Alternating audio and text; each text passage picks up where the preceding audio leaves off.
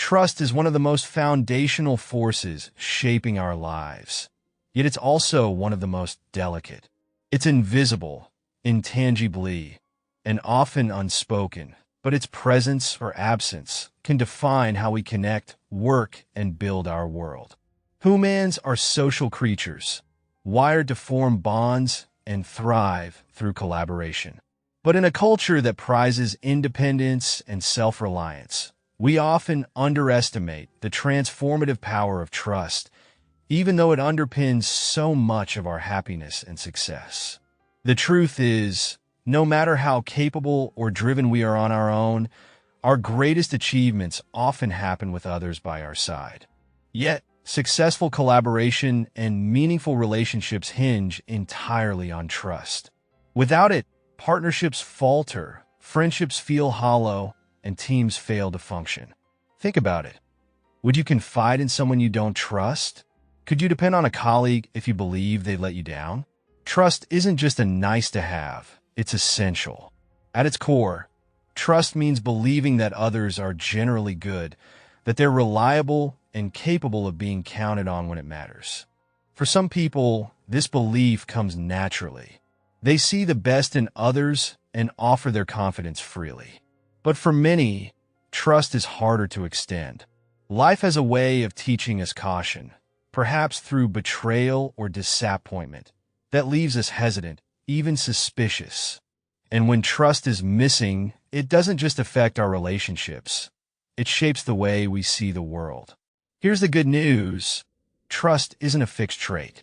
It's a skill, something you could develop and strengthen over time. That doesn't mean blindly trusting everyone or throwing caution to the wind, but rather learning to navigate the spectrum of trust in a way that balances vulnerability with wisdom.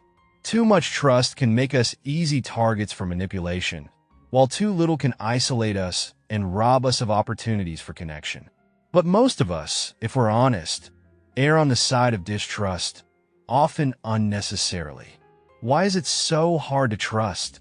The answer often lies in our past. If you dig deep, you'll likely uncover moments where your trust was shattered, perhaps as a child, when a caregiver let you down, or later, when a friend or partner betrayed you. These experiences leave scars, shaping how we approach relationships long after the initial hurt has faded. Our minds, seeking to protect us, generalize these moments, creating a narrative that people as a whole can't be trusted. Psychologists have long understood that negative experiences hold more weight in our memories than positive ones. A single betrayal, especially during a vulnerable time, can overshadow countless instances of kindness or reliability. It's why the phrase, "once bitten, twice shy," resonates so deeply. But this overgeneralization does us a disservice.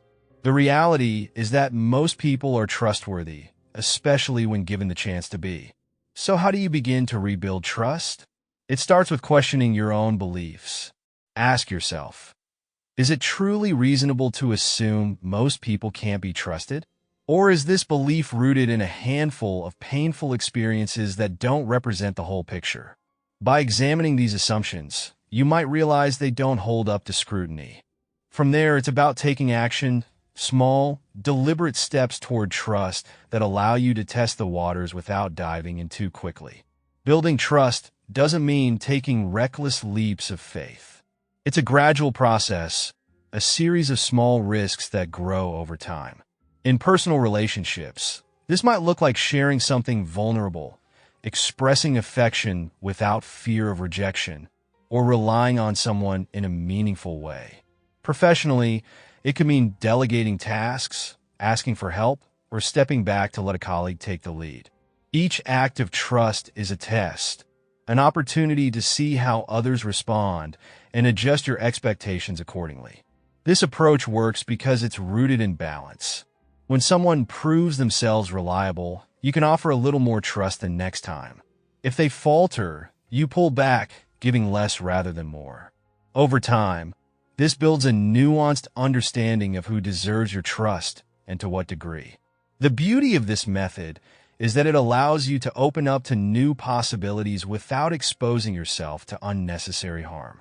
What you'll likely find is that most people, when given the chance, rise to meet your trust. They respond with kindness, respect, and integrity, deepening your connections and creating a foundation for collaboration and mutual growth.